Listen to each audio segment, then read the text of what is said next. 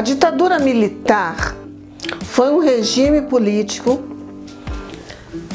brasileiro comum em vários países da América Latina, marcado pela truculência e pela violência. Aqui no Brasil, esse regime durou de 1964 a 1985, mais de 20 anos. Ninguém podia se manifestar contra esse regime. Portanto, muitos jornalistas, escritores, artistas, compositores foram censurados, foram mortos e muitos exilados em outros países. O livro que eu apresento para você hoje foi escrito no período da ditadura militar e aborda a ditadura militar, apesar de ser uma ficção. Olá, sou Cristiane Azevedo, este é o canal Leitura de Abelha e apresento para você hoje um clássico da literatura brasileira, As Meninas, da escritora Lígia Fagundes Telles.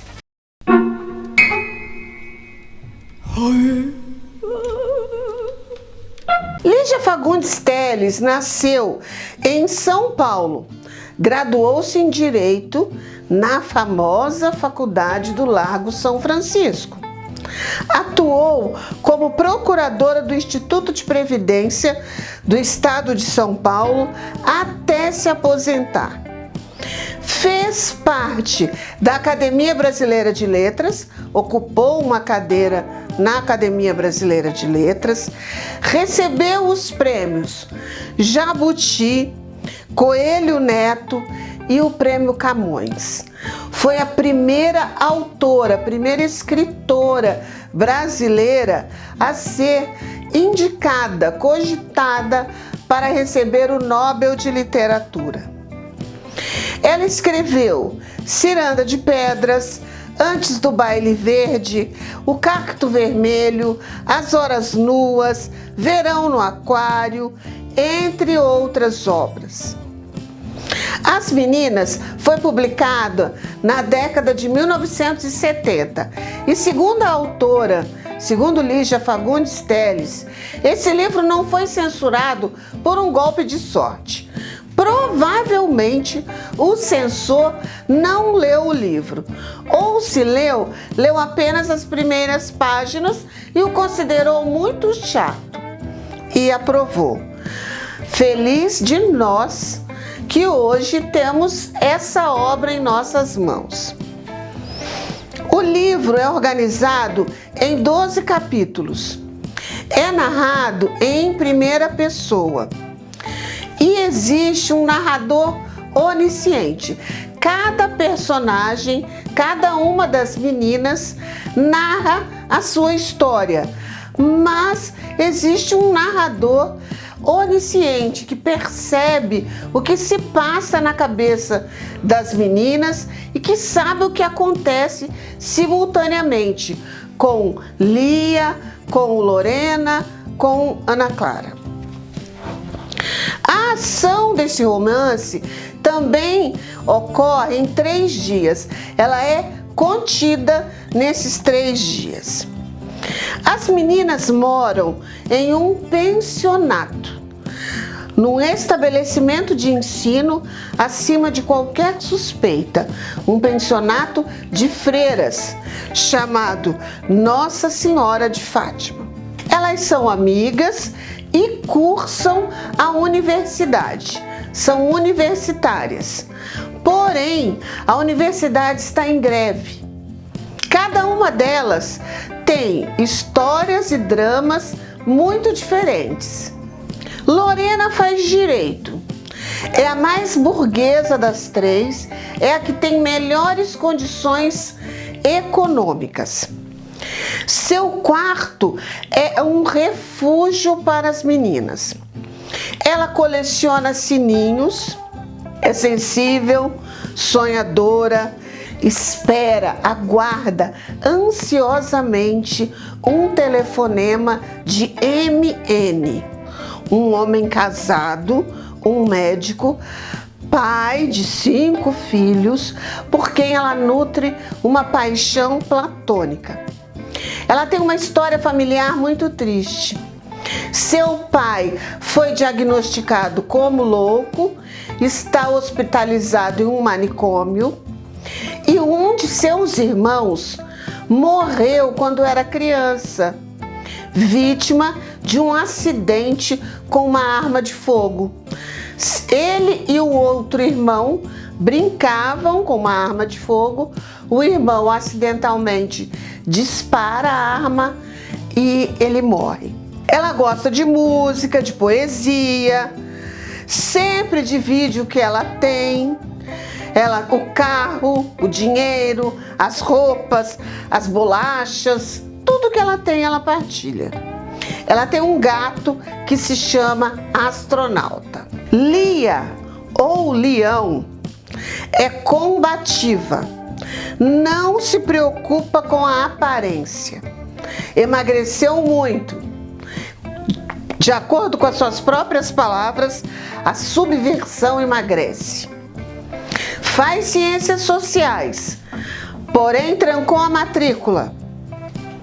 Rasgou todos os livros. Usando suas próprias palavras, ela disse: chega de colonialismo cultural. Vivencia os horrores da ditadura. Seu namorado é um preso político e estão lutando para que ele seja libertado da prisão ou que ele consiga ser exilado. Ela deseja acabar com as diferenças de classe e lutar por uma sociedade melhor. Ana Clara é a mais bonita de todas. Ela mergulha no mundo das drogas e do álcool. Tem um noivo rico, mas mantém um caso com o Max, seu traficante de drogas. Ela está grávida, sofreu abuso sexual na infância e muita violência. Usa sua beleza como moeda de troca e é refém dela. Está cansada de viver da pobreza. Estuda psicologia, o que é uma incoerência, porque das 3 é a mais instável. Seu refúgio é encontrado nas drogas e no álcool. A ação começa com Lorena em seu quarto, em seu mundinho, quando recebe a visita de Leão. Lia necessita do carro de Lorena emprestado e de Orienide. Era a forma que elas falavam dinheiro. Orienide é dinheiro de trás para frente. Esse dinheiro, esse recurso, ela precisa. Esse recurso financeiro, ela precisa para o aparelho, para o grupo de guerrilha que ela faz parte. Ao mesmo tempo, enquanto está acontecendo esse diálogo entre Lorena e Lia, acontece também o contato entre Ana Clara e Max. Eles se drogam no quarto de Max. Ela conta para ele que está grávida. Max deseja ter a criança. Ela não concorda com isso. E os dois começam a ter recordações da sua infância. Enquanto tudo isso está acontecendo, irmã Bula, que é uma das irmãs que tomam conta do pensionato, entrega uma carta para Lorena. Essa carta é do seu irmão, que vive no exterior. As duas conversam. Lorena fala sobre a sua infância, sobre seu pretendente. A irmã fala sobre a sua preocupação com Ana Clara. Lia ou Leão, visita Pedro, um companheiro do movimento. Os dois saem para uma operação secreta com outro companheiro, com o Públio.